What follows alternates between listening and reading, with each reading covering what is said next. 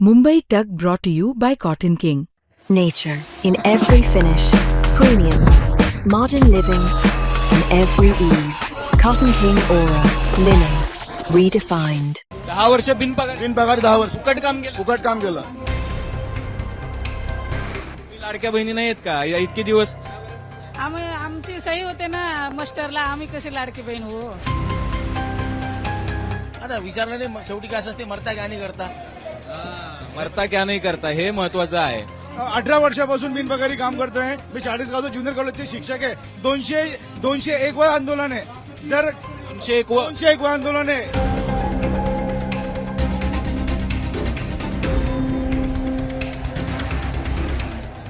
नमस्कार, मी अभिजित करंडे. मुंबई तक मध्ये आपल्या सर्वांचं स्वागत आहे. मी आता आझाद मैदानावरती आहे. आझाद मैदान नेहमी फुललेलं असतं जेव्हा जेव्हा अधिवेशन असतं, कारण इथं वेगवेगळी आंदोलनं होत असतात. पण आता जे आंदोलन चालू आहे ते शिक्षकांचं आहे, खासगी प्राथमिक माध्यमिक शिक्षकांचं आहे. आणि ते टप्पा वाढावा किंवा एका पद्धतीनं अनुदान वाढावं यासाठी आहे. 2000 साली विना अनुदानित हा शब्द होता आणि तो विना अनुदानित, कायम विना अनुदानित हा शब्द काढण्यासाठी आंदोलन झालं. 2009 साली तो शब्द गेला कायम नावाचा. आणि त्यानंतर प्रत्येक वर्षी 20% अनुदान वाढवून द्यावं आणि मग शिक्षकांचा पगार त्याप्रमाणे वाढील अशी व्यवस्था करण्यात आली. पण गेली काही वर्ष ते फॉलो होत नाहीये. त्यामुळं काही शिक्षक जे आहेत ते अगदी रिटायरमेंटला आले तरी सुद्धा त्यांना फारसा पगार किंवा वेतन मिळत नाही. त्याशिवाय त्यांना कुठलीही पेन्शन मिळत नाही, कुठलाही मेडिक्लेम मिळत नाही, कुठलीही सुविधा मिळत नाही. आणि पुढची पिढी घडवण्याचं काम करणारे हे शिक्षक राज्यभरातून आलेले आहेत. आपण बघतोय ही गर्दी, मोठी गर्दी आहे. राज्यभरातून आलेले शिक्षक आहेत. आणि ह्या ज्या बॅगा आहेत, किती दिवस झाले तर जवळपास 14 दिवस झाले हे लोक इथं आहेत. 14 दिवस झाले इथं राहत आहेत. अशा बॅगा भरून घेऊन सगळे आलेले आहेत आणि इथंच राहत आहेत. काही स्टेशनवर, काही नातेवाईकांकडे राहत आहेत. कुठून आलात तुम्ही? बुलढाणा आलो. बुलढाणा. कुठला विषय शिकवता? मी भौतिकशास्त्र. भौतिकशास्त्र. आणि किती % अनुदान आहे तुम्हाला? आम्हाला 40% अनुदान आहे. किती पैसे मिळतात? 32,000 रुपये. 32,000 रुपये. कुटुंबात कोण कोण आहे? कुटुंबात 3 मुली आहे, आई वडील आहे आणि माझी बायको आहे. भागतं का मध्ये? नाही भागता, भागू शकत नाही. किती दिवसापासून तुम्ही आंदोलन? आम्ही मागच्या आमच्या प्रचलित शब्द जे होता ते काढला म्हणून आम्हाला हे वेळ आली. आम्हाला मागील 25 वर्षापासून अनुदानाची वाट पाहतो आम्ही. किती वर्ष सर्व्हिस झाली? सर्व्हिसला आम्हाला 2011ला म्हणजे आमची कॉलेजची परमिशन आहे. माझा अप्रुव्हल झाला 2013ला. 2013 पासून मी म्हणजे बिनपगारी काम केलं 2023 पर्यंत. 10 वर्ष बिनपगार. बिनपगारी 10 वर्ष फुकट काम केलं. फुकट काम केलं. नंतर 2023ला आम्हाला पहिला टप्पा भेटला. अच्छा. आणि मग त्याच्यानंतर तुमचा पगार 30 आमच्या 16,000 रुपये झाला. मग नंतर आमची मागच्या वर्षी भांडलो. मग मागच्या वर्षी आम्हाला ते डबल झाला. रोहित पवारांनी आंदोलन केलं त्यावेळेला. अच्छा. म्हणजे 10 वर्ष फुकट काम केलं. 10 वर्ष. तुमचं नाव काय? माझं नाव प्रेमचंद शंकर चौधरी. कुठून आलात तुम्ही? मी जळगाव जिल्ह्यातनं आलोय. भडगाव तालुक्यातनं कोळगाव या ठिकाणी मी कनिष्ठ महाविद्यालयात मराठी हा विषय शिकवतो. किती वर्ष झाले? मी 2008 पासून लागलोय. 2008 पासून 20 वर्ष होतील म्हणजे. यस 2013 मध्ये माझं अप्रुव्हल निघालं. तर 2013 पर्यंत काय फुकट शिकवलं? फुकटच. 2013 का 2020-21 पर्यंत फुकट शिकवलं. असं काय? काहीच नाही. अनुदान शासनाकडून काही अनुदानच नाही. 21 पर्यंत फुकट? फुकट 21. यस. 2008 पासून 2021 पर्यंत 13 वर्ष. 13 वर्ष. कसं चालवलं त्या काळात? आता स्वतःचा व्यवसाय करून काही गोष्टी चालवल्या. काम करायला लागलं? हो, दुसरीकडे पण काम करायला लागलं. शिकवायचं आणि दुसरीकडे काम पण करायचं. हो यस. आता किती पैसे मिळतात? आता 60,000 आहे. 60% प्रमाणे चाललंय. 60%. हो. तुम्हाला पेन्शन मिळणार? नाही, पेन्शन नाही आहे. पेन्शन वगैरे काहीच नाही. एनपीएस वगैरे? एनपीएस मध्ये आहे साहेब, त्याच्यात संधी आहे. पण सध्या तरी आम्हाला सेवा संरक्षण नाही आहे अजूनही. तुम्हाला काही पेन्शन नाही, मेडिक्लेम वगैरे? मेडिक्लेम पण नाही, ते पण नाही आम्हाला अजून काही. सेवा संरक्षण नाही, मेडिक्लेम नाही. जोपर्यंत 100% रिटायरमेंटला किती वर्ष राहिले? मला फक्त 10 वर्ष राहिले. आता 10 वर्षांनी रिटायर झालं, पेन्शन पण नाही, काहीच नाही. काहीच नाही. काय करणार परत? काय आता परत दुसरीकडे कुठेतरी कामाला जावं लागणार. असंच काहीतरी परिस्थिती राहणार. रोजगार शोधावा लागणार. तुमचं नाव काय? मी संत नगरी शेगाव गजानन महाराज माटरगाव ज्युनियर कॉलेज. तुम्ही? कमलेश कडूकार.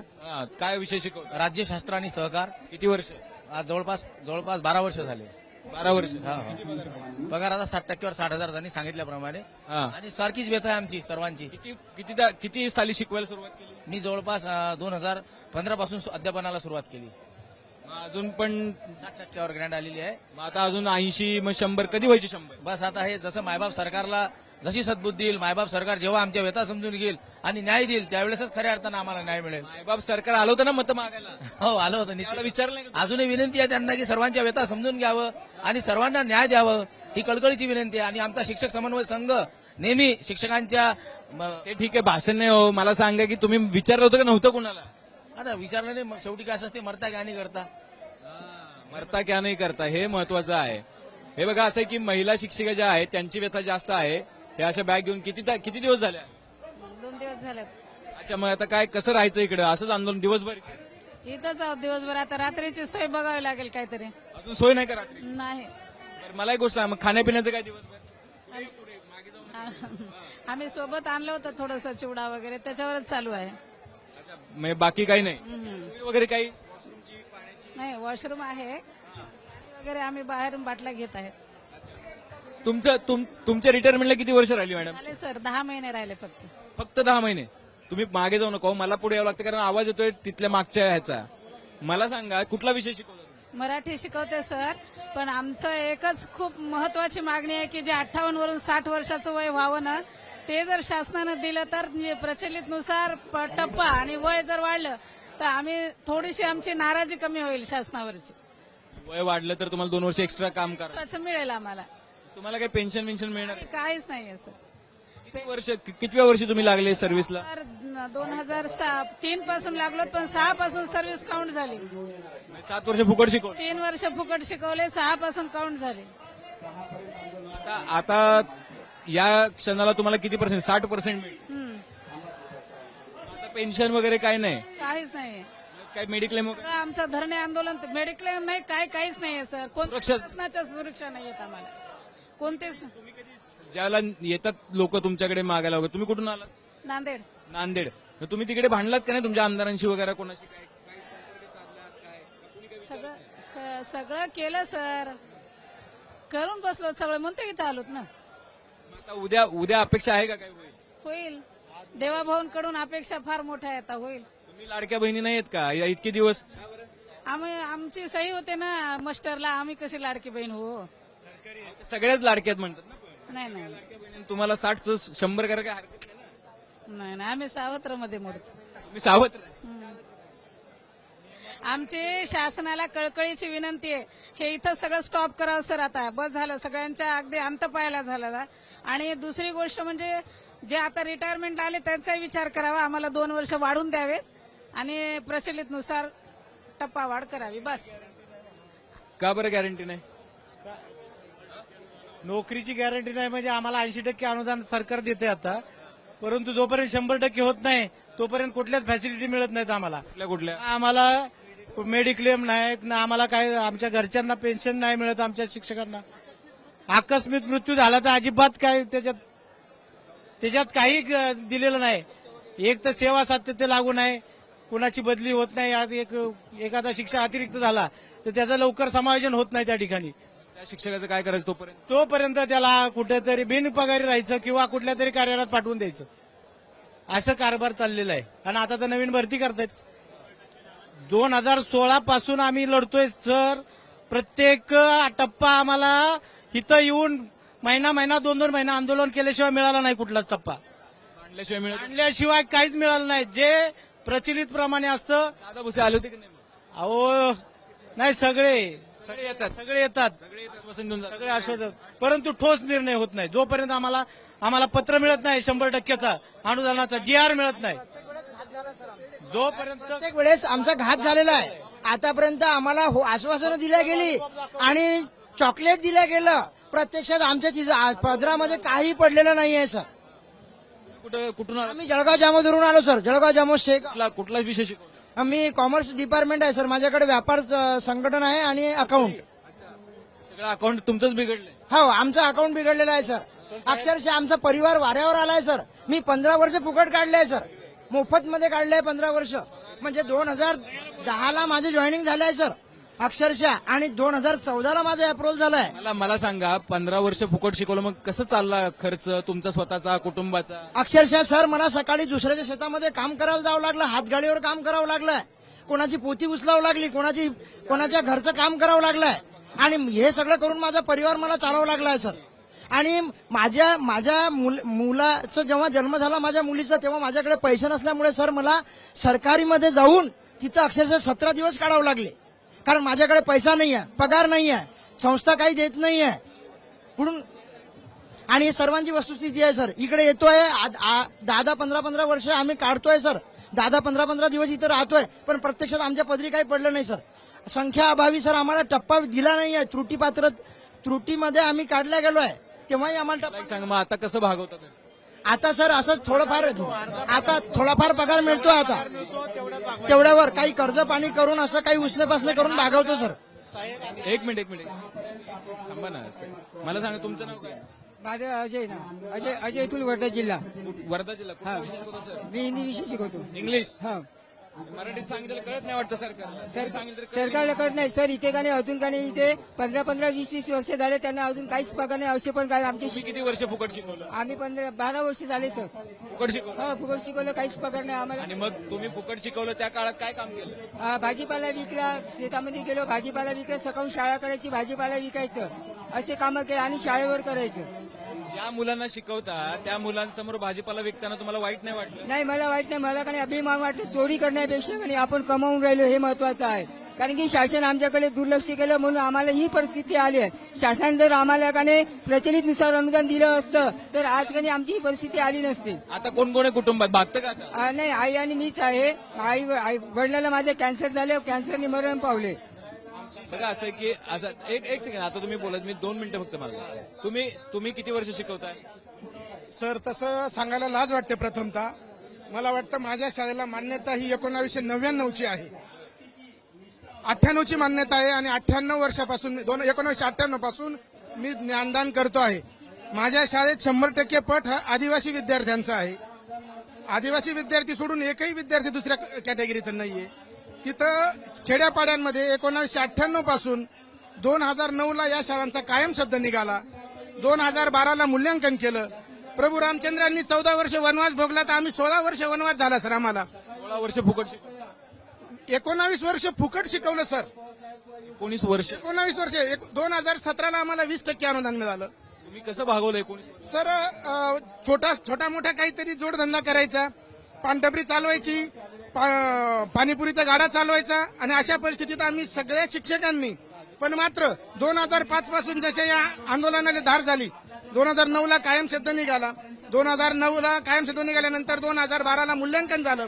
सर मूल्यांकन 12ला झालं, अनुदान 20% 17ला दिलं. 5 वर्ष काही नाही. 5 वर्ष काहीच नाही. 17ला जे अनुदान दिलं त्याच्यानंतर 21व्या वर्षी 2021व्या वर्षी 20% वाढ झाली सर. तुम्ही ज्याला 20% अनुदान मिळालं त्याला तुमचा पगार किती होता? 7,000 रुपये होता सर. म्हणजे या व्यक्तीनं म्हणजे सरांनी खरं तर हे ज्ञानदानाचं काम करतात, इतकं महत्वाचं काम आहे. 19 वर्ष फुकट शिकवलं सर अजून एक आणि त्याच्यानंतरच्या 7 वर्षानंतर त्यांना 7,000 रुपये, 5 वर्षानंतर 7,000 रुपये मिळाले. सर मला एक विचारायचं आहे की आता तुमची सर्व्हिस राहिली की? माझी सर्व्हिस सर माझ्याकडे आता फक्त 22 महिने राहिले. 22 महिने. आणि माझ्या कलीगचे की जो 2013 पासून कॅन्सरग्रस्त आहे सर माऊथ, तो असा एक पोळीचा तुकडा नाही खाऊ शकत. फक्त लिक्विडवर आहे सर 13 वर्षापासून. आणि त्या व्यक्तीची सेवा राहिली फक्त 10 महिने सर. मला सांगा आता 22 महिन्यांनी तुम्ही काय करा? 22 महिन्याने आता आम्हाला दुसरा काहीतरी छोटा मोठा धंदा व्यवसाय पाणीपुरी वगैरे अशा काहीतरी गाड्या चालवावं लागेल. आम्हाला ना पेन्शन आहे, आम्हाला मेडिकल वैद्यकीय कुठलीही प्रकारची सेवा नाहीये. आमचा ऍक्सिडेंटली मृत्यू झाला, आम्हाला काही नाही. आमचं उद्या शासनाने एक्झॅक्ट काही निर्णय घेतला, जसं आता याच्या मागे अगोदर शासनाने घेतले निर्णय की 30 विद्यार्थी जर नसतील तर तो वर्ग बंद, त्या विद्यार्थ्यांना त्या शिक्षकांना अनुदान नाही, अशी कदाचित जर परिस्थिती झाली तर आम्हाला उद्या सुद्धा आमच्या नोकरीची शाश्वती नाही. शाश्वती नाही सर. शासनाच्या अशा काही जाचकाठी आहेत. मला असं म्हणायचं नाही की हे शासन देणार आहे किंवा हे शासन देणार नाही. जर शासनाने पॉझिटिव्ह भूमिका घेतलेली तर आम्हाला देतीलच, परंतु त्याला एक नैतिकता हो जे दिलं मला एक गोष्ट आहे की एक सेकंड मला फक्त एक गोष्ट सांगायची आहे की कित्येक वर्ष जी लोक आहेत ती फुकट शिकवतायत, काही लोक जे आहेत ते आता जवळपास रिटायरमेंटला आलेले आहेत, त्यांना सामाजिक सुरक्षा नाहीये. एक सेकंड काय तुझं म्हणणं काय मी समन्वय संघाचा प्रवक्ते आम्ही आहोत. अरे प्रवक्ते याच्यामध्ये एक प्रवक्ते त्यांनी काय फरक पडतो असं नाही ना. त्याच्यामध्ये ही जी भूमिका आहे ना, एक मिनिट कसं आहे, हे जे आहे आता सरांच्या ज्या वेदना आहेत की 2 दिवस वाट पाहण्यात गेले, 2 दुःखात गेले, हिशोब करतो आहे किती राहिले तर डोईवर उन्हाळे, शेकडो वेळा चंद्र आला, तारे फुलले, रात्र धुंद झाली आणि भाकरीचाचं चंद्र शोधण्यात जिंदगी ही बरबाद झाली. भाकरीचाचं चंद्र शोधण्यात जिंदगी बरबाद झाली. कुठला विषय शिकवतो? मी इतिहास आणि मराठी. कुठलं गाव? संभाजीनगर, मूळ गाव करमाळा. करमाळा. संभाजीनगर. मला एक गोष्ट सांग, आता तुमचं वय काय आहे? माझं वय 34 आहे. किती वर्षी सर्व्हिस लागली? मी 2018 साली सर्व्हिसला लागले. तुम्हाला अनुदान किती पर्सेंट? त्यावेळेस 40% होतं. आता किती आहे? आता सध्याला 60%. 60% आहे. मग आता तुम्हाला मागणी जी आहे ती 5 वर्षामध्ये पूर्ण व्हायला पाहिजे ना 100%. प्रचलित धोरणानुसार टप्पा अनुदान ही आमची मागणी आहे. पूर्वी प्रचलित धोरणानुसार टप्पा अनुदान हे धोरण होतं. आज महाराष्ट्रामध्ये 25 ते 30 वर्ष झालं हा प्रश्न अजून सुद्धा तसाच चालू आहे. राज्याची का बरं हा प्रश्न का सुटतो? प्रामुख्याने सोडवण्याची भूमिका जर शासनाकडे असेल ना तर लगेच 0 मिनिटांमध्ये सुटेल सर. प्रामुख्याने असे महाराष्ट्रामध्ये 63,000 शिक्षक आहेत आणि या 63,000 शिक्षकापैकी बराचसा शिक्षक म्हणजे एक शिक्षक हा 100% पगार घेतो. आमच्यातले शिक्षक 20% घेतात, 40% घेतात, 60% घेतात. लोकांना 20% वगैरे कमी पगार मिळतो. ते काय काम? ते काम म्हणजे असं आता आमच्या अजय थुलने सांगितलं, सरांनी सांगितलं, आमच्यातले काही शिक्षक भाजीपाला विकतात, काही शिक्षक हे रानामध्ये शेतीमध्ये कामाला जातात, काही शिक्षक हे पाणीपुरीचे ठेले लावतात आणि जशा पद्धतीने त्यांना काम मिळेल त्यांच्या हाताला शाळा करून विद्यार्थ्यांना ज्ञानदानाचं काम करून ते काम करतात. मला या ताईंशी एक मी स्वतः हॉटेल चालवलं. हो नाही चालवलं. जेव्हा नॉन गाईड मध्ये होतो तेव्हा मी स्वतः हॉटेल व्यवसाय चालू केला सर. कारण पोटाला भाकरीच नव्हती भेटत तर आपलं घर चालवावं कसं या विचारानं शेवटी छोटंसं हॉटेल चालू केलं आणि जवळपास 5 वर्ष मी स्वतः हॉटेल चालवलं सर. हॉटेल चालवून स्वतःच्या कुटुंबाचा उदरनिर्वाह केला. वर्ष मी जवळपास 12 वर्ष. 12 वर्ष? हो 12 वर्ष. हॉटेल सकाळी चालवायचं? नाही 10:30 वाजता शाळेत जायचं. मला एक गोष्ट सांगायची, मुलं तुम्हाला बघत असतील, तुम्हाला कधी ऑकवर्ड वाटलं? कधी असं वाटलं? सर मुलं हॉटेलला नाही बघत होते सर कामं करताना. ऍक्च्युअल मुलं हॉटेलला नाही बघत आणि विचारत सर तुम्ही सकाळी खरंच हॉटेलवर जाता का? आम्हाला सांगावं लागलं सर. परिस्थिती आहे ते लपवता नाही येणार ना सर. शेवटी कुटुंब तसं चालणार नाही, ती सोंग नाही घेता येणार आणि म्हणून चालवलं. शिक्षक हा पेशा प्रतिष्ठेचा राहिलेला नाही असं माझं ठाम मत आहे. त्याला कारण असं आहे, हे जे प्रश्न आता रेंगाळलेले आहेत हे कोणामुळे रेंगाळलेले आहेत? ज्या वेळेस 2004 पूर्वी या शाळा दिल्या गेल्या त्यावेळेस कायम विनाअनुदान शाळा दिल्या गेल्या. 2009 मध्ये जेव्हा आम्ही संघर्ष केला त्यावेळेस कायम शब्द काढला गेला. 2011 मध्ये मूल्यांकनाचं धोरण ठरलं आणि 2011-12 मध्ये या सगळा मी हे वारंवार कव्हर करत आलेलो आहे. तुम्ही मला इतिहास सांगून काय पाहिजे? मला सांगा की आता जर उद्या निर्णय नाही. अरे दादा ऐका तर खरं, तुम्ही ऐका तर खरं प्रश्न आधी. मास्तरन तुम्ही ऐका ना, मला म्हणायचं की उद्या जर हे नाही पूर्ण झालं तुमची मागणी तर काय करणार? आमचं हे आंदोलन कंटिन्यू आम्ही चालू ठेवू. किती दिवस बसणार? आम्हाला त्या पावसाची तमा नाही ना. पोटाला जर भाकरी मिळत नसेल तर घरी जाऊन काय करणार? इथं पावसात आम्ही उपाशी राहू ना. काय कुटुंबियांचं काय म्हणणं असतं तुमची? अशी कुटुंबियांची इथं पाठवण्याची भूमिकाच नसते. तू कशाला जातोय? तुझा पगार वाढला नाही चालेल पण तुझ्या जीवाशी का खेळतोय? परंतु आम्ही जीवाशी खेळून इथं आलेलो आहे. तुमच्या मुलाबाळांचं भागतं का तुमच्या पगारामध्ये? भागत नाही म्हणून तर इथं आलेलो आहेत ना सर. 20-40% पगार मिळतोय सर. मी अजूनही सकाळी हॉटेलवर जातो सर. आजही काम करतो. नाही बघा मला मान्य आहे. अरे ऐका ना, काय या प्रश्नाचं सर्वात चांगलं उत्तर आहे या प्रश्नाचा का समान काम समान वेतन सुप्रीम कोर्टचे जजमेंट आहे. हे शिक्षक मी स्वतः 18 वर्षापासून बिनपगारी काम करतोय. मी 40 गावचं ज्युनियर कॉलेजचे शिक्षक आहे. 201 व आंदोलन आहे.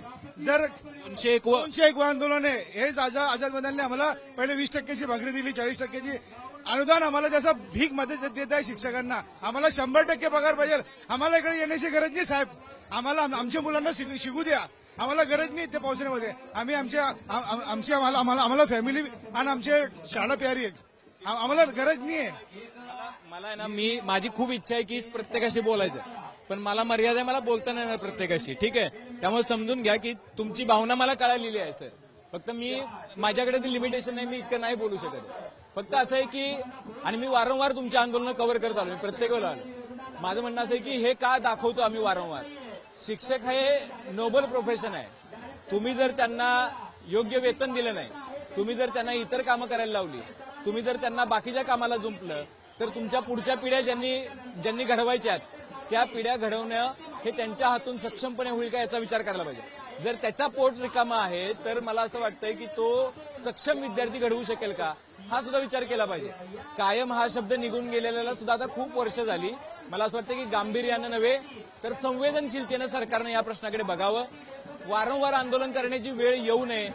प्रत्येक वेळेला आता सुद्धा आपण ज्याला बोलतो त्याला इतका तुफान पाऊस होतोय बाहेर, आणि ही मंडळी जी आहे ती पावसात भिजत उभी आहे. मागे जरा थोडासा कॅमेरा उंच करून दाखवा कॅमेरा उंच करून. हा पाऊस आहे आणि इतक्या पावसामध्ये, इतक्या तुफान पावसामध्ये मला असं वाटतं की सचिन सोड कॅमेरा सोड. मला असं वाटतं की कॅमेरा सोड सचिन. तर अशी जी परिस्थिती आहे ही परिस्थिती ऐन पावसामध्ये या शिक्षकांवर आलेली आहे. बघा कुठं राहायचं माहित नाही आज यांना. आजची रात्र त्यांना कुठं काढायची कल्पना नाहीये. इथं खाली बघतोय आपण अशा पद्धतीनं ही सगळी मंडळी घरातून जेवण खाणं घेऊन आलेली आहेत आणि इथं आंदोलनाला बसलेली आहेत. तर आता एवढंच म्हणू शकतो की किमान अशा पावसामध्ये कुणालाही आंदोलन करावं लागू नये आणि कुणालाही आपल्या मागण्यांसाठी 200 वेळा तरी कमीत कमी आंदोलन करावं लागू नये ही अपेक्षा आहे. कॅमेरामॅन सचिनसह अभिजित, मुंबई तक.